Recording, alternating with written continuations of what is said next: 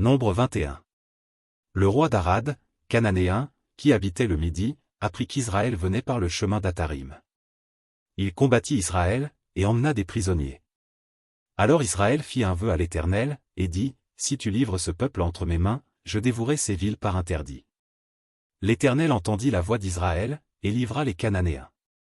On les dévoua par interdit, eux et leurs villes, et l'on nomma ce lieu Horma. Ils partirent de la montagne de Hor par le chemin de la mer Rouge, pour contourner le pays d'Édom. Le peuple s'impatienta en route, et parla contre Dieu et contre Moïse, « Pourquoi nous avez-vous fait monter hors d'Égypte, pour que nous mourions dans le désert? Car il n'y a point de pain, et il n'y a point d'eau, et notre âme est dégoûtée de cette misérable nourriture. » Alors l'Éternel envoya contre le peuple des serpents brûlants, ils mordirent le peuple, et il mourut beaucoup de gens en Israël.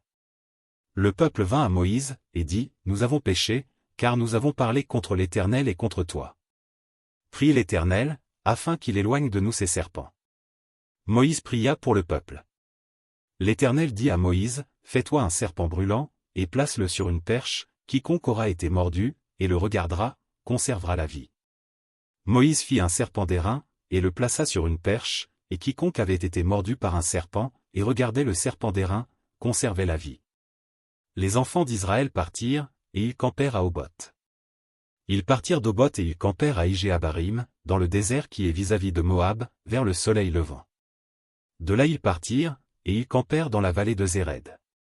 De là ils partirent, et ils campèrent de l'autre côté de l'Arnon, qui coule dans le désert en sortant du territoire des Amoréens, car l'Arnon est la frontière de Moab, entre Moab et les Amoréens. C'est pourquoi il est dit dans le livre des guerres de l'Éternel, Vaeb en Supha, et les torrents de l'Arnon.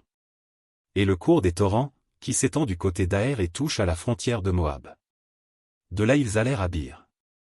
C'est ce Bir, où l'Éternel dit à Moïse, « Rassemble le peuple, et je leur donnerai de l'eau. » Alors Israël chanta ce cantique, « Monte, puis. Chantez en son honneur. Puis, que des princes ont creusé, que les grands du peuple ont creusé, avec le sceptre, avec leurs bâtons. » Du désert ils allèrent à Matana, de Matana, à Nahaliel, de Nahaliel, à Bamoth. De Bamoth, à la vallée qui est dans le territoire de Moab, au sommet du Pisga, en regard du désert.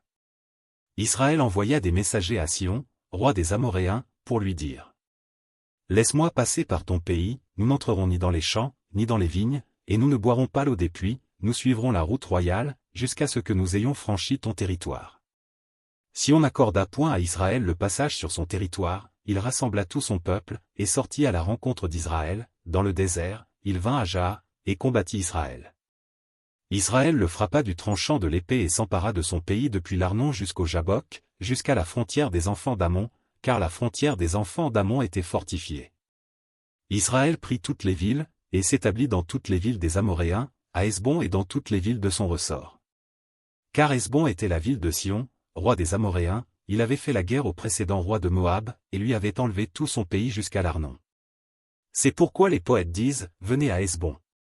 Que la ville de Sion soit rebâtie et fortifiée. » Car il est sorti un feu de Hesbon, une flamme de la ville de Sion, elle a dévoré Aër Moab, les habitants des hauteurs de l'Arnon. Malheur à toi, Moab. Tu es perdu, peuple de Kémosh. Il a fait de ses fils des fuyards, et il a livré ses filles captives à Sion, roi des Amoréens. Nous avons lancé sur eux nos traits, de Hesbon à Dibon tout est détruit, nous avons étendu nos ravages jusqu'à Nophash, jusqu'à Medeba. Israël s'établit dans le pays des Amoréens. Moïse envoya reconnaître Jazer, et ils prirent les villes de son ressort, et chassèrent les Amoréens qui y étaient. Ils changèrent ensuite de direction, et montèrent par le chemin de Bazan. Ogé, roi de Bazan, sortit à leur rencontre, avec tout son peuple, pour les combattre à Édréi. L'Éternel dit à Moïse, « Ne le crains point, car je le livre entre tes mains, lui et tout son peuple, et son pays, tu le traiteras comme tu as traité Sion, roi des Amoréens, qui habitait à Hesbon. » Et ils le bâtirent, lui et ses fils, et tout son peuple, sans en laisser échapper un seul, et ils s'emparèrent de son pays.